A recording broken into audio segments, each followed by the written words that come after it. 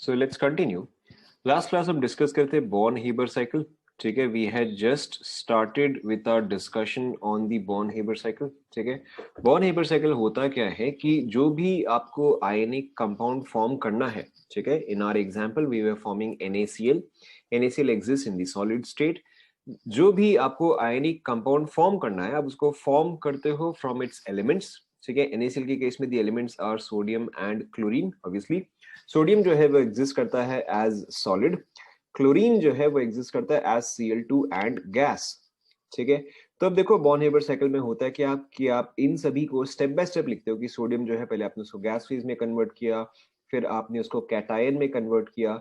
Same thing with chlorine. Chlorine यहाँ पे molecule है, पहले आप उसको एटम एंड गैस फॉर्म में कन्वर्ट करते हो. ये तो ऑलरेडी गैस था, बट अगर कोई और चीज है जैसे कि may be bromine, Br2. Bromine का नेचुरल स्टेट क्या है बताओ? ब्रोमीन का नेचुरल स्टेट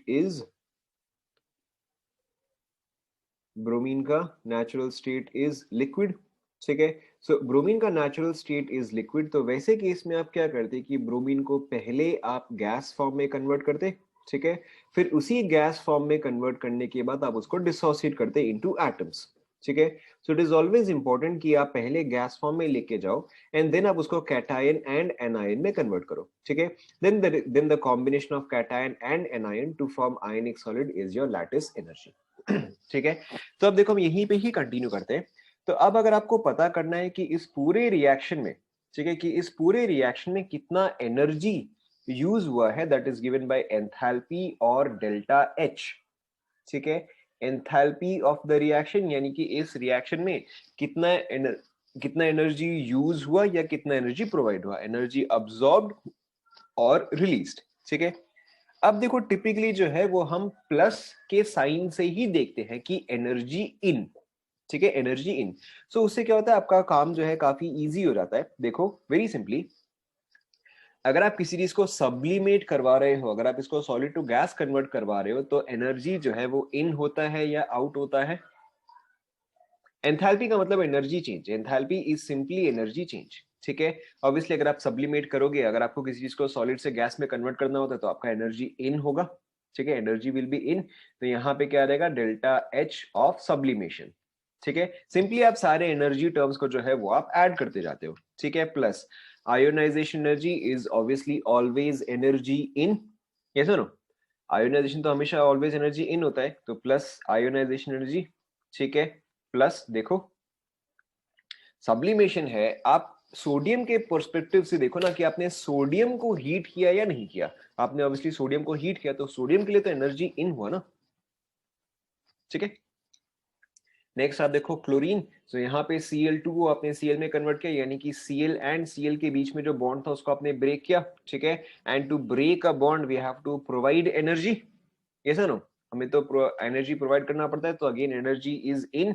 बट यहाँ पे देखो, मैंने यहाँ पे पूरा क्लोरीन जो है वो ब्रेक नहीं किया है, मैंने यहाँ पे हाफ क्लोरीन जो है वो ब्रेक किया है, because I only wanted 1 mole of this. ठीक है, since I wanted only 1 mole of this, I needed only half mole of this. Yes no?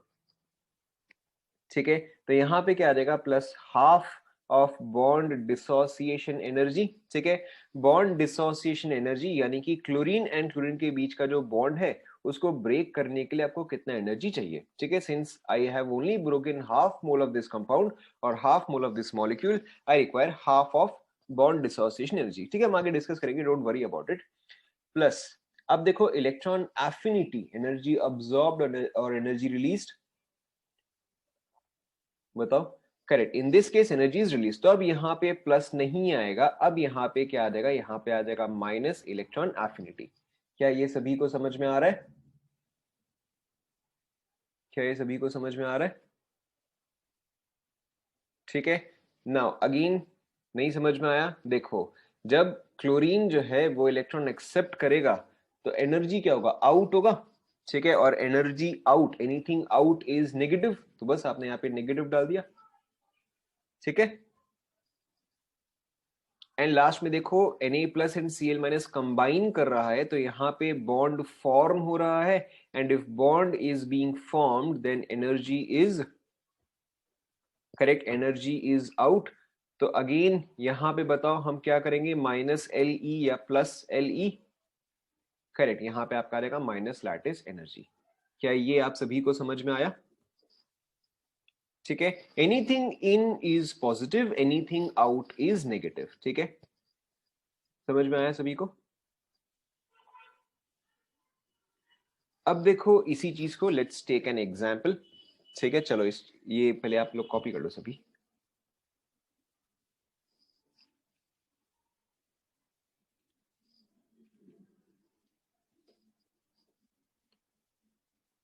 Correct, अगर आपको ज्यादा स्टेबलाइज करना है तो जितना ज्यादा आप एनर्जी रिलीज कर सको। माइनस ई ए इसलिए क्योंकि इलेक्ट्रॉन एफिनिटी में एनर्जी रिलीज होता है।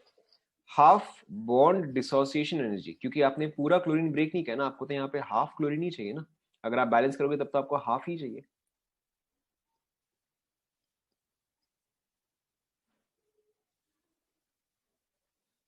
Bond bond dissociation energy negative क्यों आएगा? आप तो यहाँ पे बॉन्ड ब्रेक कर रहे हो, बॉन्ड ब्रेक करने के लिए एनर्जी सप्लाई करना पड़ता है। क्या ये वाला पार्ट पूरा क्लियर हुआ?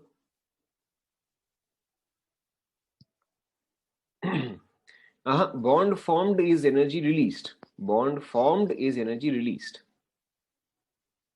Bond broken is energy supplied. Complete हुआ क्या ये सभी का? ठीक है, let's take a very simple example. Correct, bond dissociation energy, bond dissociation energy का मतलब क्या होता है? बॉन्ड ब्रेक करने के लिए एनर्जी। इन सब का डेफिनेशन जो है वो हम नेक्स्ट चैप्टर थर्मोडायनेमिक्स में डिस्कस करेंगे। ठीक है, अभी के लिए आप बस रफली समझ लो। ठीक है, इसको हम काफी डिटेल में थर्मोडायनेमिक्स में डिस्कस करेंगे, so you don't need to worry about it. देखो एक और देखो, लेट्स से कि मैंने आपको दिया है कैल्शियम, नहीं चलो लेट्स से आपको फॉर्म करना है कैल्शियम ब्रोमाइड। ठीक है, लेट्स से कि आपको चलो कैल्शियम ब्रोमाइड फॉर्म करना है। ठीक है, आप खुद से सारे स्टेप्स लिखो। ठीक है, सबसे पहले बताओ कैल्शियम ब्रोमाइड में कौन कौन से एलिमेंट्स इन्वॉल्व है? कैल्शियम ब्रोमाइड में कौन कौन से एलिमेंट्स इन्वॉल्व है बताओ? ऑब्वियसली कैल्शियम इन्वॉल्व है एंड ब्रोमीन इन्वॉल्व है। ठीक है, कैल्शियम तो एज Ca ही एग्जिस्ट करेगा, and in which state? Correct, this will exist in solid state. Bromine जो है वो कैसे एग्जिस्ट करता है बताओ? ब्रोमीन जो है वो Br2 लिक्विड स्टेट में एग्जिस्ट करेगा। ठीक है, अब आपको यहां से यहां तक जाना है, आप एक बार खुद से ट्राई करो। ठीक है, टेक अ मिनट, खुद से ट्राई करो, फिर मैं बताता हूं।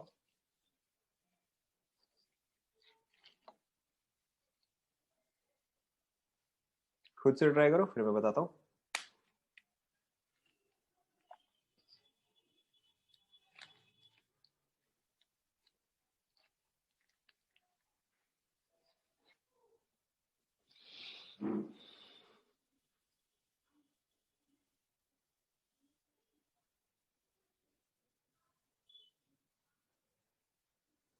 हो गया?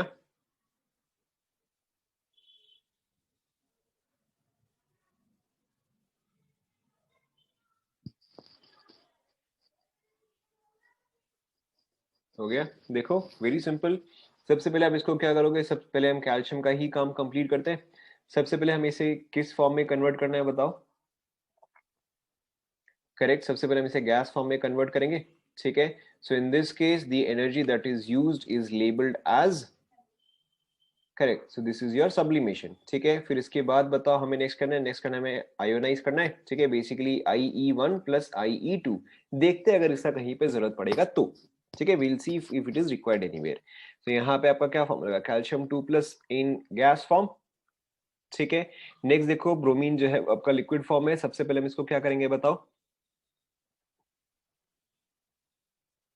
करेक्ट, सबसे पहले आप इसको गैस फॉर्म में कन्वर्ट करोगे, गैस फॉर्म में Br2। तो अगर आप लिक्विड टू गैस कन्वर्ट कर रहे हो तो what is this process called as? Correct, this is called as your vaporisation. ठीक है, so this is your vaporisation.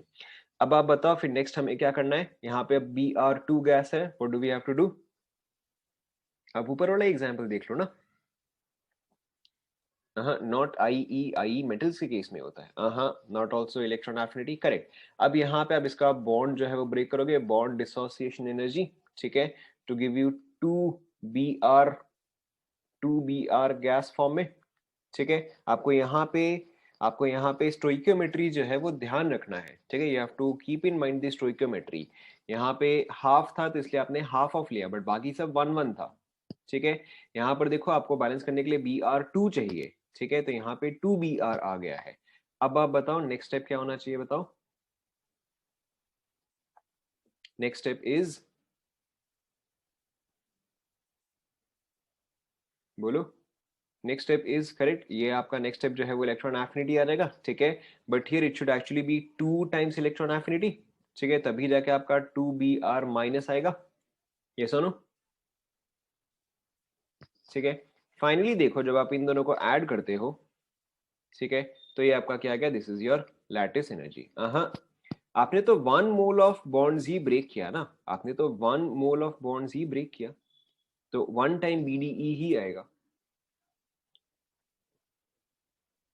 Bond dissociation energy is energy required to break 1 mole of bonds, ठीक है, तो यहां पर तो आपने हाफ मोल ऑफ बॉन्ड्स ही ब्रेक किया ना। देखो अगर आपको नहीं समझ में आ रहा है, देखो अगर आपको नहीं समझ में आ रहा है कि अगर मैं Cl एंड Cl का एक बॉन्ड ब्रेक करता हूं तो मुझे दो क्लोरीन मिलेगा, ठीक है। अगर मैं एक बॉन्ड ब्रेक करता हूं तो मुझे 2 क्लोरीन मिलेगा, लेकिन अगर मुझे एक ही क्लोरीन चाहिए तो मुझे हाफ बॉन्ड जो है वो ब्रेक करना पड़ेगा, ऐसा ना, ठीक है। बट यहां पर तो मुझे BR2 ही चाहिए, समझ में आया।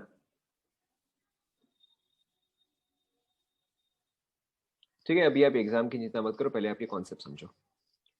ओके सो अब अगर सपोज करो कि आपको मैं वैल्यूज दे दूं, ठीक है, supposedly I give you all the values कि let's say this value is 10, ठीक है, IE वैल्यू का वैल्यू है 15, IE2 इज 30, ठीक है, vaporisation is let's say 50, bond dissociation energy is let's say 70, electron affinity, not 2 times electron affinity, electron affinity is let's say 12, ठीक है, and lattice energy is let's say 25, ठीक है।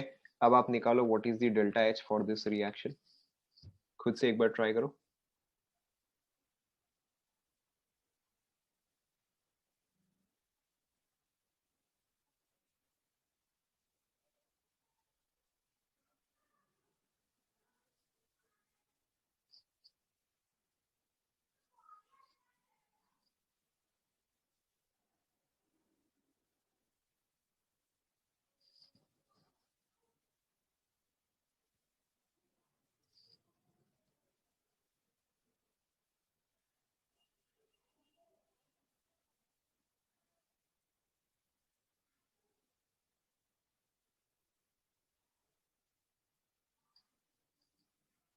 ठीक है, तो मेरे पास एक आंसर आया है 126, हाँ सिर्फ EA का वैल्यू 12 है,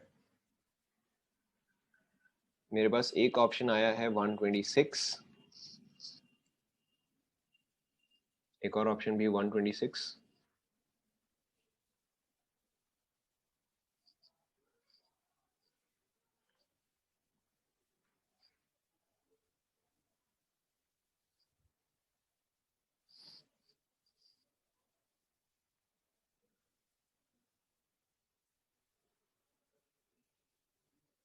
देखो चेक करें, वेरी सिंपल। सबसे पहले आपसे ये बताते जाओ कि प्लस होगा या माइनस होगा, ठीक है। पहला वाला मैं स्टार्ट करता हूँ, ठीक है, तो पहला वाला जो है डेल्टा एच ऑफ सब्लिमेशन, ये तो आपका प्लस आएगा, ठीक है। नेक्स्ट क्या आएगा, नेक्स्ट आपका IE1 प्लस IE2 आएगा, ठीक है। फिर हम नेक्स्ट यहाँ पे जाते हैं, वेपराइजेशन बताओ प्लस आएगा या माइनस आएगा, ठीक है। वेपराइजेशन जो है वो भी आपका प्लस आएगा, प्लस वेपराइजेशन, ठीक है, प्लस बॉन्ड डिसोसिएशन एनर्जी क्योंकि यहाँ पे आप एनर्जी ब्रेक कर रहे हो। उसके बाद नेक्स्ट आएगा, नेक्स्ट जो है आपका -2EA आएगा, ठीक है, -2EA आएगा, एंड माइनस लैटिस एनर्जी आएगा। देखो चेक करो आप लोगों ने ऐसा ही लिखा है क्या, ठीक है। अब तो सिर्फ कैलकुलेशन, अब तो इससे कुछ खास फर्क पड़ता नहीं है। सो 10 + 15 + 30 + 50 +70 -24 -25, देखो एक बार आप सभी चेक कर लो, ठीक है। सो 100 150 150 -124 आपका 126 ही आएगा, ठीक है, चेक कर लो एक बार।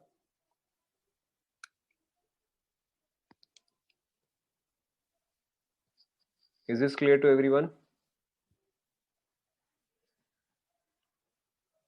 ठीक है, so this is not a particularly difficult concept, आपको सिंपली जो है यहाँ पे स्टेप बाय स्टेप जाना है, ठीक है। एंड इसी कॉन्सेप्ट को हम काफी डिटेल में थर्मोडायनेमिक्स में भी करेंगे, ठीक है। सो आई होप आप लोग को एटलीस्ट यहाँ पे थोड़ा बहुत जो है वो समझ में आ गया होगा। It's not a difficult concept anyways. Complete हो गया यहाँ तक? कंप्लीट? ओके, कौन सा कॉन्सेप्ट था ये? थर्ड कॉन्सेप्ट था। ओके, आपको अब तो आप प्रोसेस लिख ही सकते हो, अब तो आपको प्रोसेस समझ में आएगा। एंड एग्जाम में आपको प्रोसेस नहीं देगा, आपको खुद से प्रोसेस याद रखना है या समझना है। Okay, now the fourth concept is your, obviously values तो दिया हुआ रहेगा, वैल्यूज तो दिया हुआ ही रहेगा, ठीक है। Now the fourth concept is your hydrogen bonding.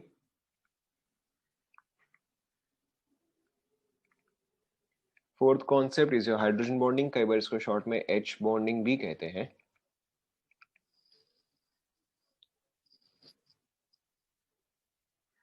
Start करें? स्टार्ट करें?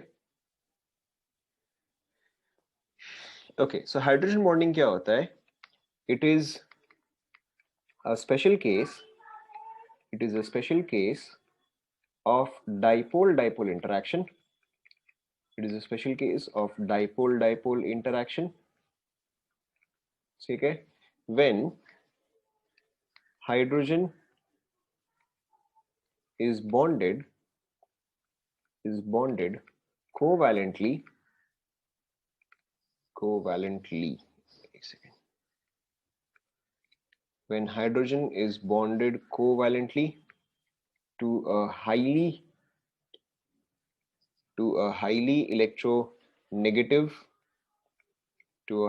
electronegative atom, ठीक है, and is also attracted to another highly electronegative atom, ठीक है। Hydrogen bonding is a special case of dipole-dipole interaction when hydrogen is covalently bonded to a highly electronegative atom and is also attracted to another highly electronegative atom, ठीक है।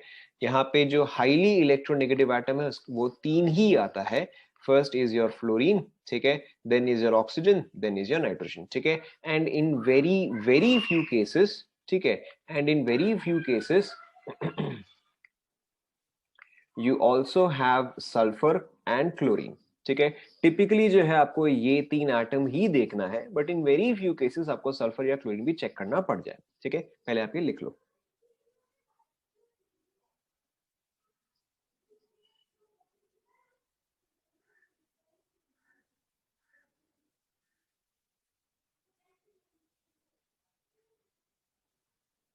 लिख लिया? ठीक है। सो अब देखो एच बॉन्डिंग का मतलब क्या होता है, जैसे कि फॉर एग्जांपल अगर आप लेते हो HF, ठीक है, इफ वी टेक HF, क्या, कहां पे भाई, ब्रैकेट ब्रैकेट ब्रैकेट,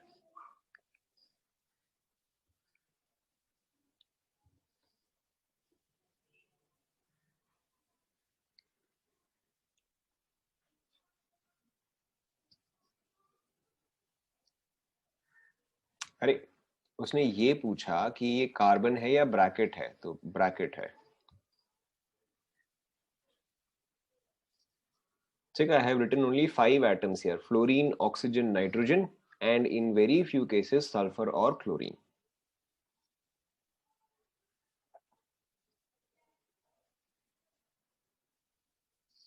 ठीक है। कॉपी कर लेगा यहां तक? ओके, सो अब देखो इसका मतलब क्या होता है कि अगर सपोज करो यहाँ पे हाइड्रोजन जो है that is bonded to fluorine, ठीक है। Now hydrogen is covalently bonded to fluorine, fluorine is highly electronegative, ठीक है, फ्लोरीन इज हाईली इलेक्ट्रोनेगेटिव, तो फ्लोरीन पे क्या आएगा, डेल्टा नेगेटिव आएगा, ठीक है, एंड हाइड्रोजन पे क्या आएगा, डेल्टा पॉजिटिव आएगा, ठीक है। Now this part we have already covered in dipole dipole interaction. उसमें हमने क्या डिस्कस किया था कि अगर आपके पास एक डाइपोल है, यहाँ पे डेल्टा नेगेटिव एंड यहाँ पे डेल्टा पॉजिटिव, तो जो नेक्स्ट डाइपोल है यहाँ पे क्या होना चाहिए बताओ। करेक्ट, यहाँ पे आपका आएगा डेल्टा पॉजिटिव, यहाँ पे आपका आएगा डेल्टा नेगेटिव। ये नेगेटिव एंड पॉजिटिव के बीच में जो है आपका अट्रैक्टिव फोर्स होगा, ठीक है। The exact same thing is happening here कि यहाँ पे HF में since F is highly electronegative it forms a delta negative, H forms a delta positive. तो जो नेक्स्ट HF मॉलिक्यूल है, ठीक है, तो जो नेक्स्ट HF मॉलिक्यूल है ये F माइनस जो है वो बेसिकली इस H प्लस को अट्रैक्ट करता है, ठीक है। So in this case this H is bonded covalently, ध्यान दो, this H is bonded covalently to a highly electronegative atom, तभी जाके इस पे डेल्टा पॉजिटिव है, ठीक है। And it is also attached to another highly electronegative atom, ठीक है। एंड इस बॉन्ड को जो है, इस बॉन्ड को हम बोलते हैं हाइड्रोजन बॉन्डिंग, ठीक है। This bond is called as your H bond.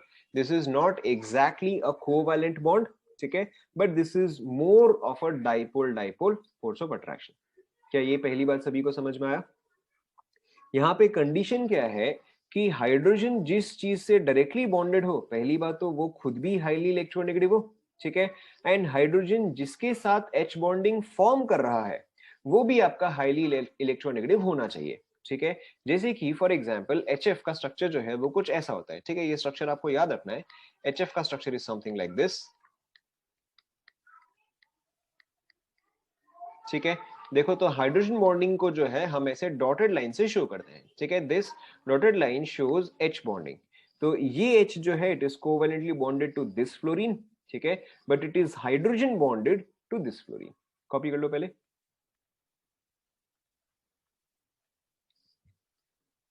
Copy कर लिया, ठीक है। सो अब देखो यहाँ पे सपोज करो अगर आपको क्वेश्चन पूछा जाए कि अच्छा चलो ठीक है HF में जो है H बॉन्डिंग शो करता है, ठीक है, HF में H बॉन्डिंग जो है शो करता है। What about for example CH4? CH4 में, ठीक है, अगेन देखो आप याद करो कंडीशन क्या है कि hydrogen must be bonded to a highly electronegative atom. यहाँ पे हाइड्रोजन जो है वो किससे बॉन्डेड है, वो तो कार्बन से बॉन्डेड है, ठीक है। कार्बन जो है क्या वो हमारी इस लिस्ट में है? बताओ, कार्बन जो है क्या वो इस लिस्ट में है? कार्बन इस लिस्ट में नहीं है, यानी कि CH4 जो है वो आपका H बॉन्डिंग, ठीक है, वो आपका H बॉन्डिंग जो है वो शो नहीं कर सकता, ठीक है। What about let's say NH3? ठीक है, NH3 के केस में क्या है, nitrogen, hydrogen, hydrogen and hydrogen, ठीक है। So hydrogen is directly connected to nitrogen here. क्या ये चीज हमारी लिस्ट में है? ये चीज हमारी लिस्ट में है। So in this case H bonding is possible. यहाँ पे देखो आपका H बॉन्डिंग ये कैसे शो करता है, very simple, nitrogen, hydrogen, hydrogen and hydrogen, ठीक है। ऑब्वियसली ये हाइड्रोजन जो है ये विद हाइड्रोजन बॉन्ड एक और नाइट्रोजन से कनेक्टेड होगा, ठीक है। ऑब्वियसली अब आप समझ ही गए होंगे कि अब ये हाइड्रोजन जो है वो एक और नाइट्रोजन से कनेक्टेड होगा, ठीक है। ये हाइड्रोजन जो है वो एक और नाइट्रोजन से कनेक्टेड होगा एंड सो ऑन, ठीक है। ये हाइड्रोजन भी कोई और नाइट्रोजन से कनेक्टेड होगा, ठीक है। ये हाइड्रोजन भी कोई और नाइट्रोजन से कनेक्टेड होगा, ठीक है। कॉपी कर लो। लोन पेयर ऑब्वियसली प्रेजेंट है बट लोन पेयर उससे कोई फर्क नहीं पड़ता है। Lone pair is obviously also present but it doesn't matter in this case.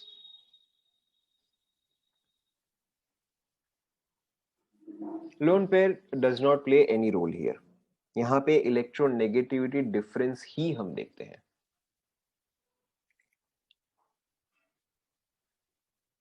Correct, तो ये जो है ये आपका एक चेन लाइक स्ट्रक्चर जो है वो बनता जाएगा, ठीक है। Same thing with H2O। अब आप बताओ H2O में H बॉन्डिंग पॉसिबल है या नहीं है?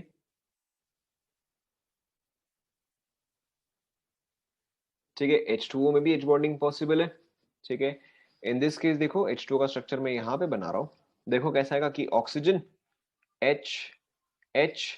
अब मेरे ख्याल से आपको समझ में आ ही गया होगा कि जो नेक्स्ट ऑक्सीजन है, ठीक है, उसके साथ ये ऐसे बॉन्ड फॉर्म करेगा, ऐसा ना। सिमिलरली जो नेक्स्ट ऑक्सीजन है उसके साथ ऐसे बॉन्ड फॉर्म करेगा, ठीक है। एंड ये एक ऑक्सीजन जो है वो दो हाइड्रोजन से कनेक्टेड होता है, ठीक है। आपको ध्यान में रखना है कि in case of water every oxygen is connected to two hydrogen by an H bond. Complete कर लो। This is in the liquid state.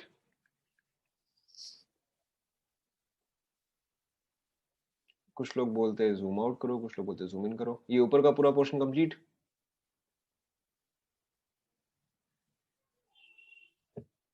ठीक है, कॉपी कर लो. सो ये एक H2O मॉलिक्यूल जो है, this one H2O molecule is bonded to 4 other H2O molecules by H bonding. Copy कर लो.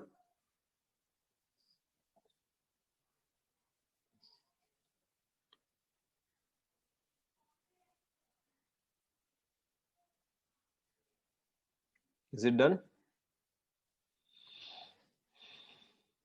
ठीक है.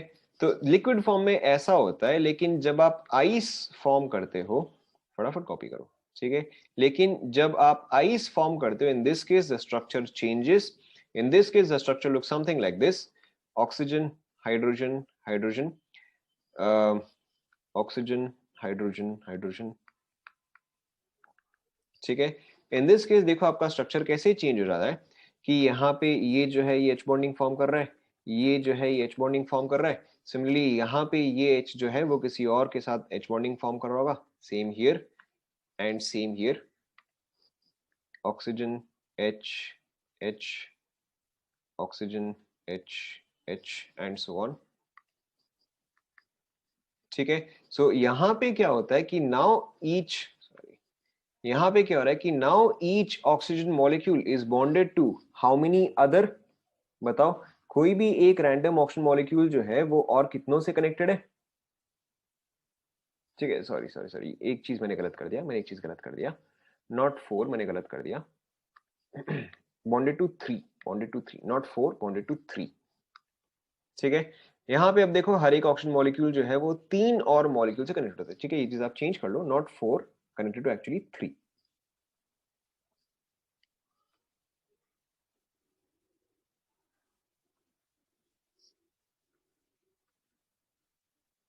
करेक्ट. आप एच बॉन्डिंग को हमेशा डॉटेड लाइन से ही शो करते हो, never by a solid line. A solid line always means a covalent bond. ठीक है, बट यहाँ पे कोवैलेंट बॉन्ड जो है वो नहीं है.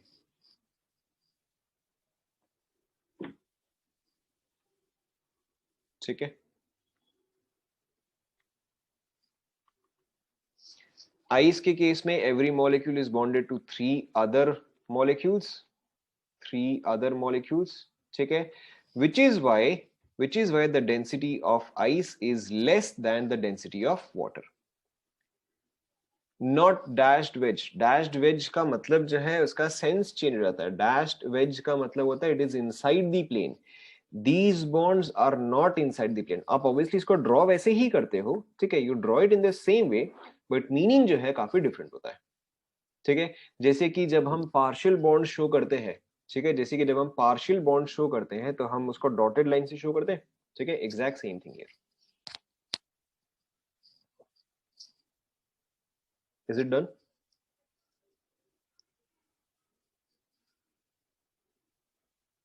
उससे कुछ खास फर्क नहीं पड़ता. मतलब ये तो मैंने बस ऐसे ही रफली ड्रॉ कर दिया समझाने के लिए ताकि डायग्राम अच्छा सा आए, बट नॉट एग्जैक्टली कि बॉन्ड एंगल 90 हो जाए. हाँ, एच बॉन्डिंग ज्यादा होने से डेंसिटी इंक्रीज करेगा ना. वाटर के केस में देयर वर 4 मॉलिक्यूल्स, आइस के केस में देयर वर 3 मॉलिक्यूल्स. वाटर के केस में ज्यादा तो डेंसिटी ऑफ वाटर ज्यादा. डेंसिटी सॉरी, अगर एच बॉन्डिंग ज्यादा होगा तो ऑब्वियसली ज्यादा मॉलिक्यूल्स क्लोज टुगेदर होंगे. ठीक है, and things if they are close together, density जो है वो इंक्रीज करेगा. ठीक है. करेक्ट. आइस के केस में there are more intermolecular space. Correct, ice के केस में there are more intermolecular space. क्या हुआ? नहीं, सेकंड फिगर में there are not 4 bonds, there are 3 bonds. अच्छा, इसमें से ये वाला, चलो ये वाला बॉन्ड में मिटा देता हूँ. ठीक है, ज्यादा इजी रहेगा. कॉपी कर लिया सभी ने? ठीक है. Diagram is not that important. Ice वाला जो है वो इतना इंपॉर्टेंट नहीं है. वाटर वाला जो है वो ज्यादा इंपॉर्टेंट है. आपको वाटर वाले केस में ध्यान में रखना है 4 other molecules. Clear? Okay, so now what are the properties which is affected by H bonding, ठीक है। एच बॉन्डिंग जो है वो किस किस चीज को अफेक्ट करता है, ठीक है। सबसे पहले एच बॉन्डिंग जो है, बिकॉज ऑफ एच बॉन्डिंग आपका melting point and boiling point जो है वो इंक्रीज करेगा, ठीक है। Why? Because now molecules are held together by stronger force of attraction, ठीक है। सो अगर आपका एच बॉन्डिंग प्रेजेंट है तो in that case the melting point and the boiling point will increase, ठीक है। Now this is the reason, ठीक है, this is the reason why in group 16, ठीक है, इन ग्रुप 16 अगर आप देखोगे, या चलो अगर आप ऐसे याद करो कि अगर हम 17 ग्रुप देखें, ठीक है, fluorine, chlorine, bromine and iodine, ठीक है। देखो इसका मतलब क्या है, फ्लोरीन एंड क्लोरीन का नेचुरल स्टेट क्या है बताओ। फ्लोरीन एंड क्लोरीन का नेचुरल स्टेट क्या है? करेक्ट, गैस है, ठीक है। ब्रोमीन का नेचुरल स्टेट क्या है बताओ? करेक्ट, लिक्विड है, ठीक है। एंड आयोडीन का नेचुरल स्टेट क्या है बताओ?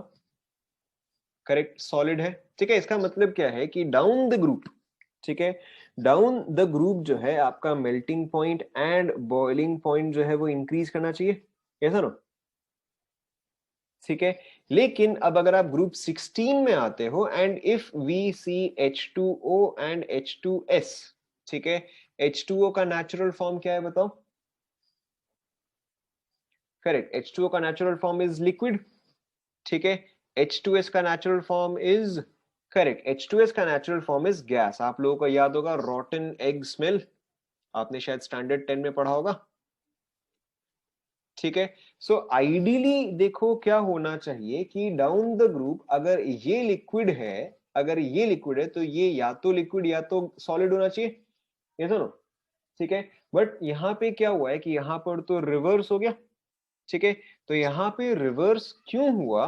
क्योंकि H2O में जो है, H2O में H बॉन्डिंग इज अवेलेबल, ठीक है। H2S में H bonding is not available, H2O में H bonding is available. I know मैंने यहाँ पे लिखवाया है in some cases sulphur and chlorine, but this is in very rare cases, this is not in general case, ठीक है। Sulphur and chlorine जो है वो रेयर केसेस में ही शो करता है। सो इन एनी केस यहाँ पर देखो आपका H2O जो है इन ग्रुप 16, ठीक है, H2O का melting point and boiling point जो है वो आपका H2S से ग्रेटर है, ठीक है। रीजन बीइंग क्योंकि यहाँ पर जो है H बॉन्डिंग इज प्रेजेंट। क्या ये आप सभी को समझ में आया? ठीक है। And not only in group 16, in group 17 as well, ठीक है, इन ग्रुप 17 एज वेल।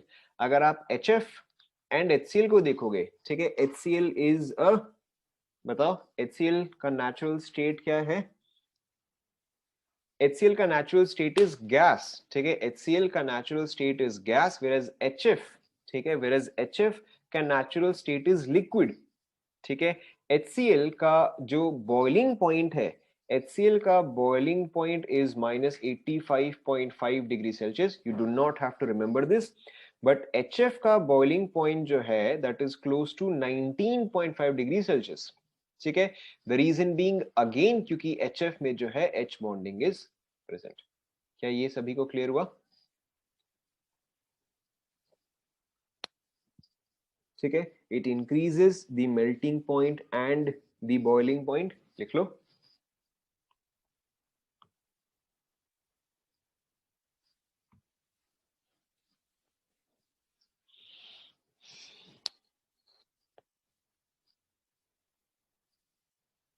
ठीक है, what other properties does it affect? ठीक है, another property that may affect is the viscosity, ठीक है, is the viscosity। जैसे कि अगर आप देखोगे H2O2 peroxide, ठीक है, peroxide के केस में what property have you read about it कि peroxide जो है it is a thick viscous liquid, पढ़ा है नहीं पढ़ा है?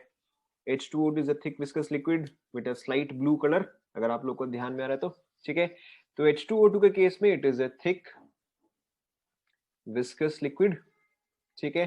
Why is it a thick viscous liquid? क्योंकि यहां पर जो है यहाँ पे H bonding is even much more, ठीक है। H2O में तो एक ही ऑक्सीजन था, अब यहाँ पर दो दो ऑक्सीजन है, ठीक है। यहाँ पे since H bonding is even more which is why it has become a thick viscous liquid। क्या ये सभी को समझ में आया? ठीक है, अगेन H बॉन्डिंग का कॉन्सेप्ट जो है ये हम आगे यूज करेंगे अभी के लिए आपको सिर्फ समझना है कि किस केस में H bonding is possible. Viscous is, जैसे कि अगर आप एग्जांपल लेते हो वाटर एंड हनी, ठीक है, अगर आप एग्जांपल लेते हो वाटर एंड हनी, तो कौन सा ज्यादा डिफिकल्टी के साथ फ्लो करेगा? ठीक है, ऑब्वियसली हनी जो है वो आपका ज्यादा डिफिकल्टी के साथ फ्लो करेगा। This is what is viscosity. ठीक है, viscosity is easiness of flow. Water जो है वो इजीली फ्लो करेगा, it is less viscous. Honey जो है वो डिफिकल्टी के साथ फ्लो करेगा, it is more viscous. Viscous and density are very different things. Density तो बहुत ही अलग चीज हो गया, विस्कोसिटी बहुत ही अलग चीज हो गया। Density is simply mass per unit volume, viscosity is how easy it will flow. क्या ये क्लियर हुआ सभी को? ठीक है ना, एच बॉन्डिंग को जो है, ठीक है, सो एच बॉन्डिंग को जो है उसको हम दो तरीके से क्लासिफाई करते हैं। ठीक है, H bonding is classified in two ways, आप कॉलम बना लो। ठीक है, first is your intramolecular H bonding, first is your intramolecular H bonding. ठीक है, and second is your inter, correct, and second is your intermolecular H bonding. ठीक है, पहले आप दो कॉलम बना लो।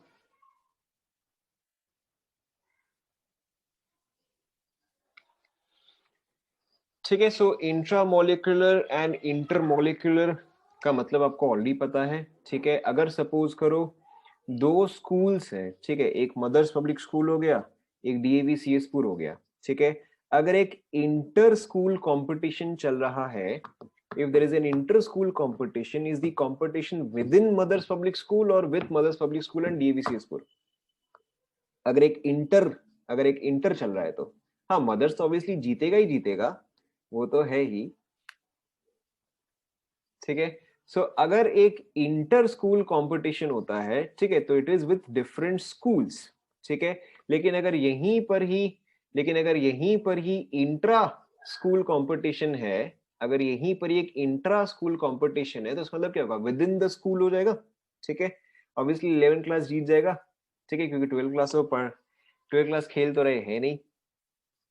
ठीक है, so in any case, so in any case intramolecular का मतलब होता है within the same molecule. ठीक है, इंटर मॉलिकुलर का मतलब क्या होता है? With different molecules.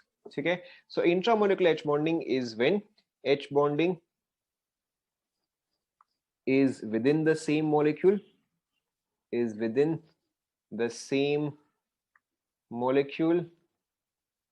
ठीक है, whereas intermolecular क्या हो जाएगा? H bonding is with different, is with different molecules।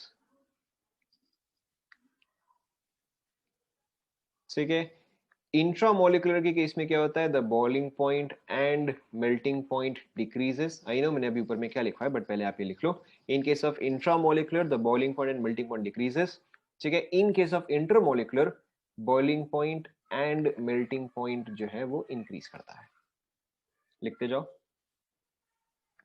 ठीक है, इसका most common example is ortho nitro phenol. ठीक है, अब यही लिखो, ओ नाइट्रोफेनॉल ही आप लिखो। ठीक है, इन दिस केस इसका most common example is para nitrophenol. ठीक है, अब इसको पी नाइट्रोफेनॉल ही लिखो।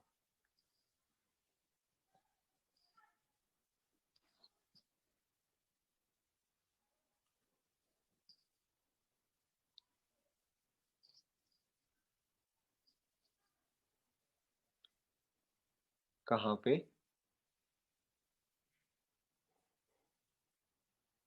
H bonding is within the same molecule, H bonding is with different molecules।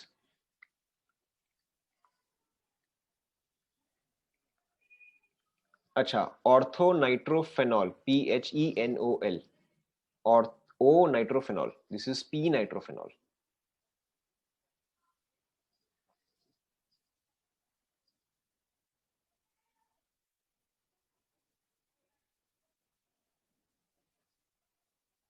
ठीक है, इसका डायग्राम भी आपको याद रखना है। अभी आपको हो सकता है थोड़ा सा कॉम्प्लिकेटेड लगे, बट बाद में आपको डायग्राम काफी सिंपल सा लगेगा। सो ऑर्थो नाइट्रोफेनॉल का डायग्राम होता है समथिंग लाइक दिस। ठीक है, अभी के लिए आप सिर्फ बना लो, कैसे बनता है डजंट मैटर, अभी के लिए आप इसको सिर्फ बना लो। ठीक है, this is your H bond. Para nitrophenol के केस में क्या होता है? ठीक है, कैसे बना डजंट मैटर, अभी के लिए आप इसको सिर्फ बना लो।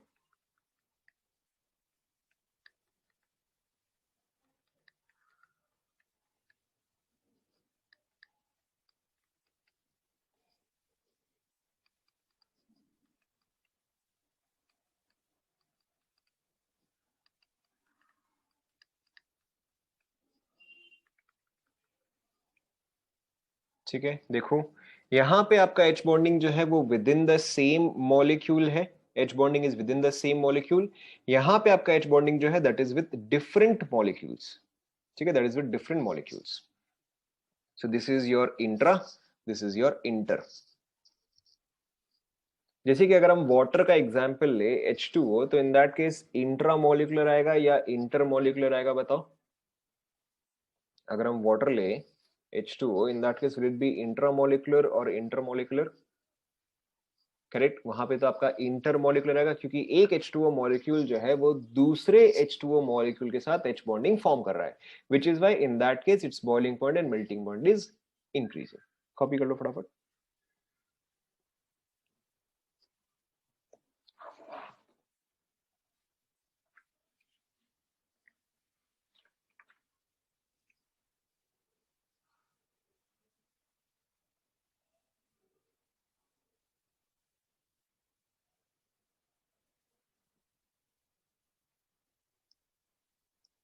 कॉपी कर लिया?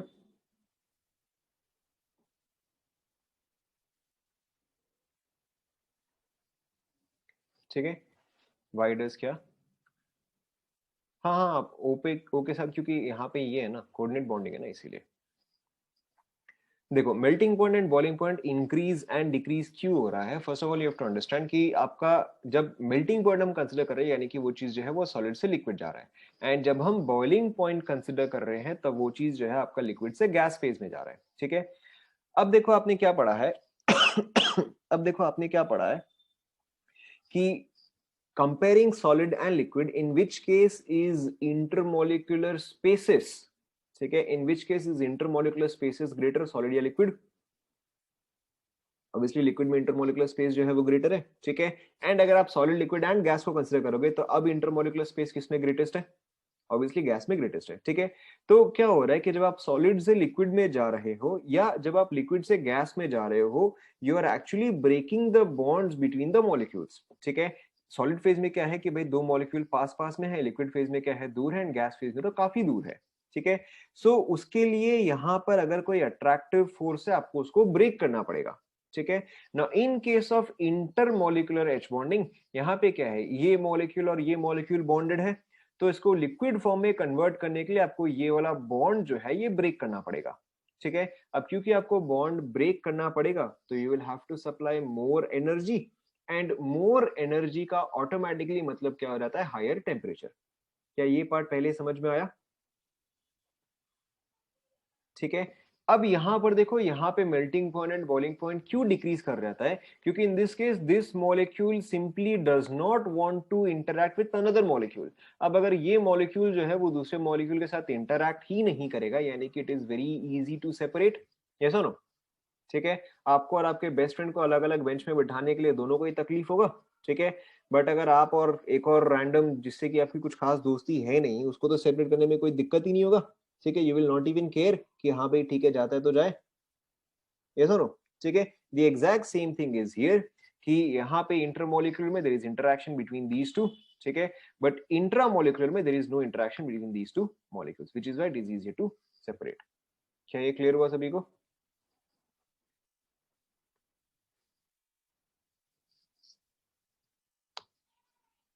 ठीक है, यहाँ पे आप एक और पॉइंट ऐड कर दो, मैं एक और पॉइंट यहाँ पे भूल गया। So melting point and boiling point increase. ठीक है, viscosity also increases. Third point एक और आप ऐड कर लो, छूट गया था। ठीक है, थर्ड पॉइंट आप एक और ऐड कर लो। Third point is increases solubility, increases solubility। ठीक है, इन वाटर। ठीक है, बस आप ये पॉइंट लिख लो, increases solubility in water। Intramolecular के लिए केस में आप सिर्फ इतना ही समझो। अच्छा, यहाँ पे आप पहले ये पॉइंट मेंशन कर लो, जो आपका एच बॉन्डिंग के इफेक्ट्स है, मैंने 2 लिखवा देते, एक और छूट गया था, थर्ड बार आप लिख लो, इंक्रीजेस सॉल्युबिलिटी इन वाटर। अगर एच बॉन्डिंग इंक्रीज करता है तो सॉल्युबिलिटी भी इंक्रीज करता है। ठीक है, okay, so coming back to this, orthonitrophenol में उसी मॉलिक्यूल के अंदर ही एच बॉन्डिंग है, ठीक है, which is why does not require any other external molecule. But यहाँ पर तो इसके और इसके बीच में बॉन्डिंग पॉसिबल ही नहीं है, ये तो काफी दूर दूर है, ठीक है, which is why you need a separate molecule. Is it clear?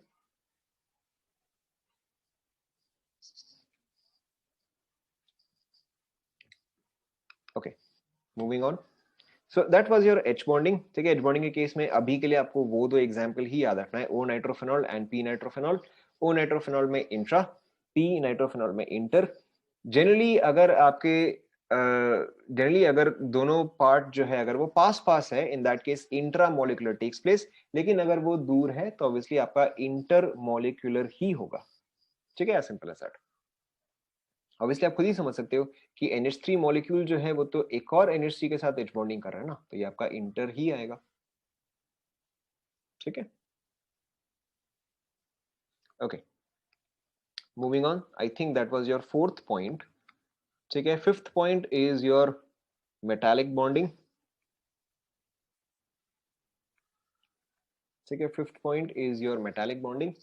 Now in case of metallic bonding there are two theories, in case of metallic bonding there are two theories, ठीक है।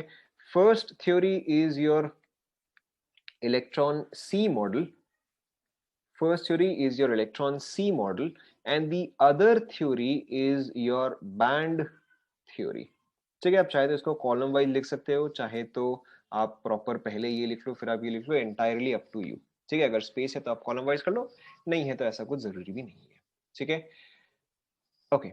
सो मेटलिक बॉन्डिंग में the first theory is your electron sea model, ठीक है। Electron sea model क्या बोलता है कि you have metal ions, ठीक है, you have metal ions present throughout the solid and these are surrounded by a sea of electrons, ठीक है, these are surrounded by a sea of electrons. Now why is this theory important or useful?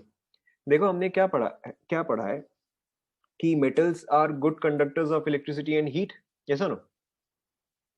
ठीक है, ये चीज तो हमने पढ़ा है कि metals are good conductors of electricity and heat, and उसका हम हमेशा रीजन क्या देते हैं बताओ, what reason do we give?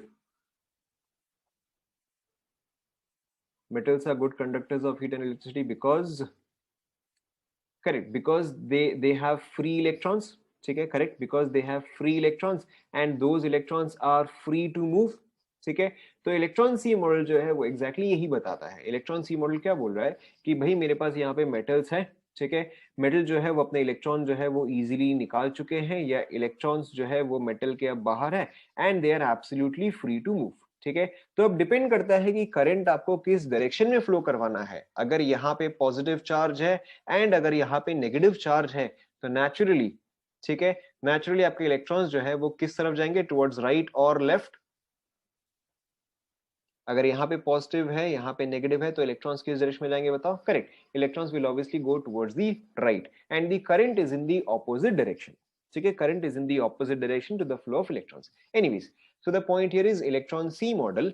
Electron sea model क्या बोलता है, देखो अब आप यहाँ पे लिखते जाओ कि metal ions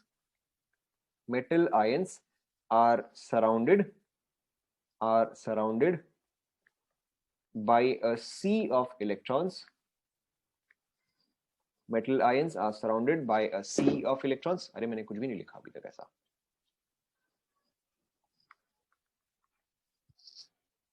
point number 2,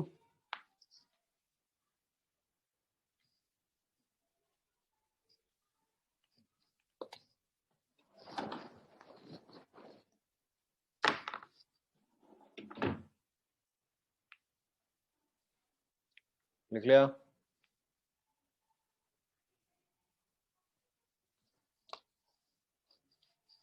okay, so metal ions are surrounded by a sea of electrons, ठीक है, these electrons are free to move, are free to move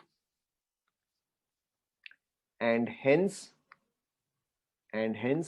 metals are good conductors, and hence metals are good conductors, ठीक है. Third point, this theory is able to explain the good conductors, but is unable to explain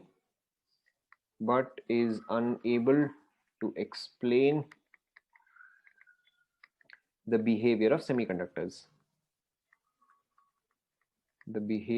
of semiconductors. Is able, अच्छा 2 बार हो गया. This theory is able to explain.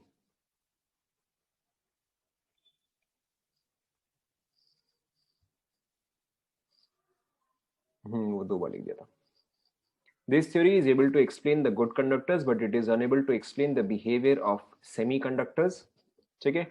Electron sea model में आपको mostly ये 3 चीज ही ध्यान में रखना है. ठीक है. Metals are surrounded by a sea of electrons free to move, and able to explain metals but not semiconductors.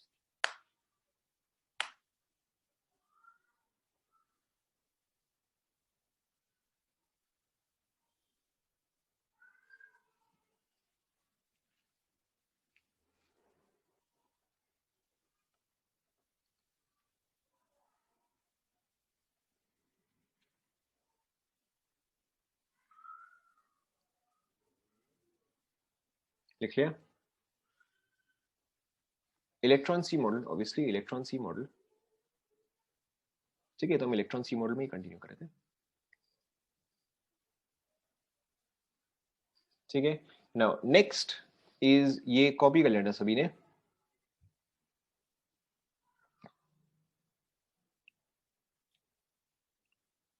Okay. Next is your band theory. पहले आप कॉपी कर लो, पहले आप लिख लो. ठीक है. बैंड थ्योरी में क्या होता है?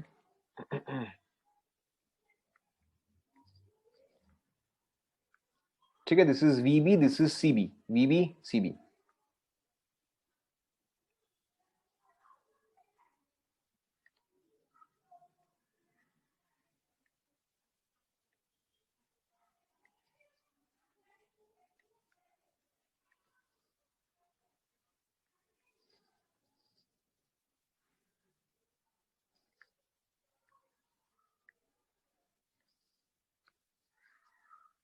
वीबी सीबी. यस. यहां पर भी सेम, वीबी नीचे सीबी ऊपर. पहले आप लिखते जाओ, पहले आप लिखते जाओ.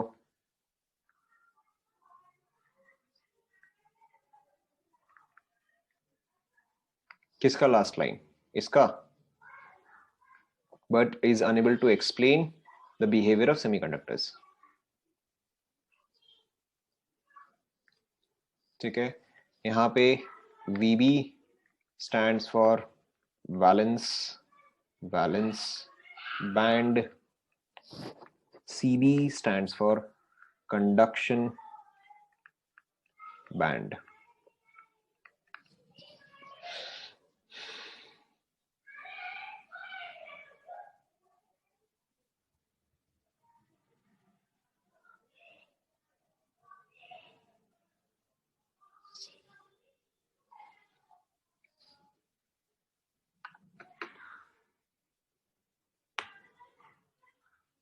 डेल्टा ई कहां पर है भाई? Yes, delta E. Yes, delta capital E. Delta E is energy difference.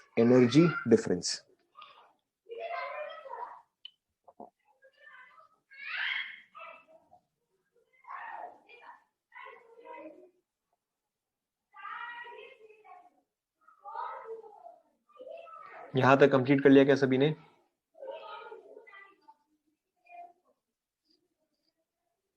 ठीक है. पहले आप लिख लो, उसके बाद मैं एक्सप्लेन करूंगा. पहले आप लिख लो. ठीक है. इफ इलेक्ट्रॉन्स, पहले आप लिख लो. ठीक है. If electrons are present in conduction band, if electrons are present in conduction band, then the material is able to conduct. ठीक है. Second point, more more electrons in conduction band, more the conductivity, more the conductivity.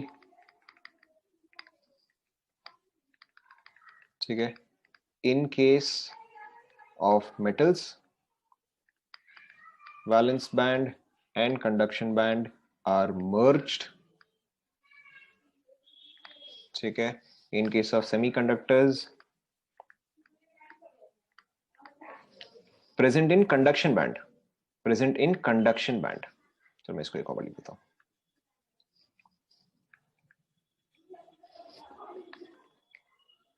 Gap between VB and CB is small.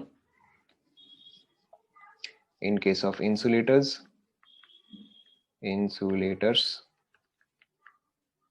gap is large. ठीक है, पहले आप यहां तक copy कर लो.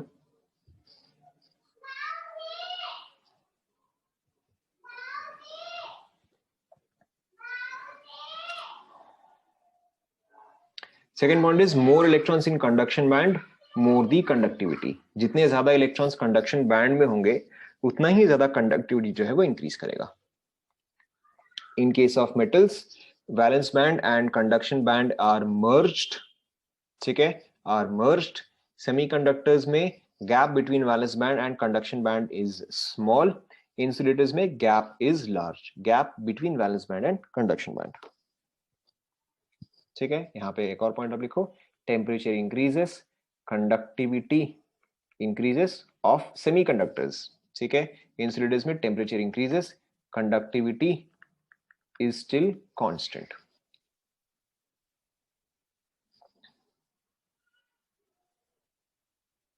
पहले आप लिख लो ये सारे पॉइंट्स.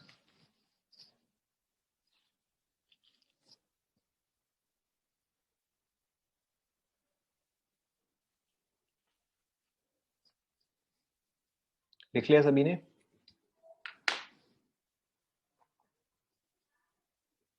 लिख लो.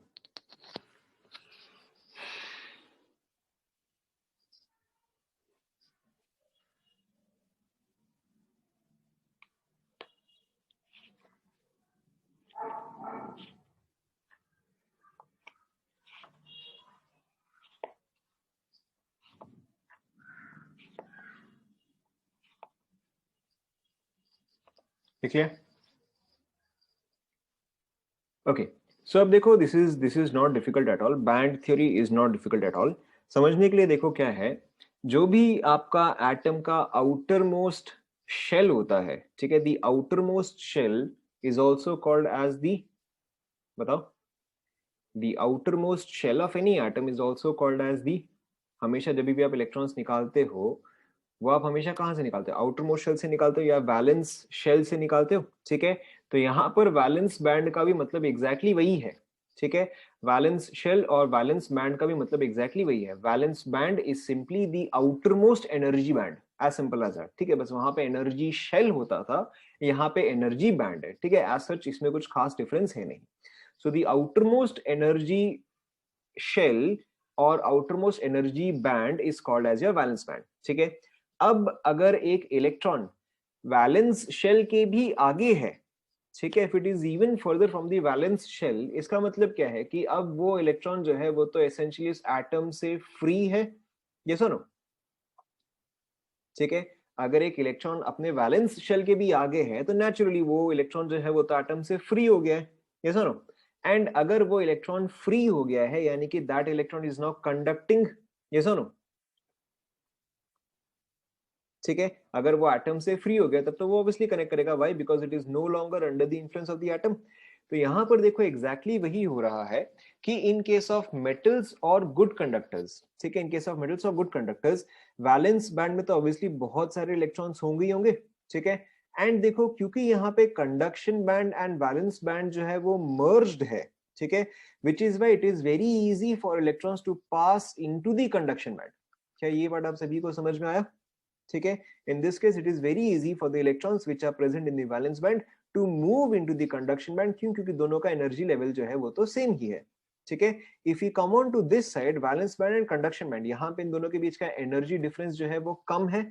तो यानी कि अगर मैं इसको एनर्जी प्रोवाइड करूं in the form of heat और in the form of light, ठीक है, ये चीज आपने पढ़ाई है कि अगर आपके पास सेमीकंडक्टर है और increasing the temperature the conductivity increases. आपने ये पढ़ा है नहीं पढ़ा है? स्टैंडर्ड 10 में आई थिंक पढ़ा होगा, ठीक है। So in this case what happens is कि अगर मेरे पास जो इलेक्ट्रॉन्स वैलेंस बैंड में है, ठीक है, अगर मेरे पास जो इलेक्ट्रॉन्स वैलेंस बैंड में है, अगर मैं इसको हीट करूं तो ये जंप करके कहां जाएंगे? कंडक्शन बैंड में जाएंगे, ठीक है। एंड जितने इलेक्ट्रॉन्स मेरे कंडक्शन बैंड में इंक्रीज होंगे उतना ही ज्यादा क्या होगा? कंडक्टिविटी इंक्रीज करेगा, ठीक है। Clearly you can see between good conductors and semiconductors, obviously this is your better conductor, क्यों? क्योंकि यहाँ पे इलेक्ट्रॉन्स जो है वो कंडक्शन बैंड में ज्यादा है, ठीक है। एंड इंसुलेटर्स के केस में क्या है? Since there is a very large energy gap, it is simply not possible to send the electrons from the valence band to the conduction band, ठीक है। इसलिए आपके इंसुलेटर्स जो है, चाहे आप टेम्परेचर भी क्यों ना इंक्रीज करो, फिर भी ये चीज जो है कंडक्टिविटी शो नहीं करते हैं। Is this clear to all? Conduction band का सिंपली मतलब वो होता है कि वो एनर्जी लेवल, ठीक है, वो एनर्जी लेवल जहां पर कि इलेक्ट्रॉन्स जो है अब इलेक्ट्रिसिटी कंडक्ट कर सकता है या हीट कंडक्ट कर सकता है, ठीक है। इसका मतलब सिर्फ इतना ही होता है। Is this clear to all? So first one is your electron C model, but it was unable to explain the semiconductors, and the second one is your band theory, and band theory is able to explain your metals, insulators as well as your semiconductors. क्या ये सभी को clear हुआ? ठीक है। आप conductors को heat करो तो भी उसका कंडक्टिविटी तो प्रैक्टिकली सेम ही रहेगा, ठीक है, प्रैक्टिकली उसका कंडक्टिविटी तो सेम ही रहेगा। Is it clear to all? ठीक है। हालांकि आपने फिजिक्स में पढ़ा होगा कि मेटल्स को जब आप हीट करते हो तो कंडक्टिविटी डिक्रीज होता है, ठीक है, but practically it is the same. Semiconductor का एग्जांपल, सेमीकंडक्टर के एग्जांपल तो आपको पता ही है, silicon is the most common semiconductor. Silicon हो गया, फिर आपका जितने भी मेटलॉइड्स है वो सभी सेमीकंडक्टर्स ही होते हैं, ठीक है, करेक्ट। जर्मेनियम हो गया, एक्सेट्रा हो गया, ठीक है। ओके, सो यहाँ पे as far as I think आपका केमिकल बॉन्डिंग जो है वो खत्म होता है, ठीक है।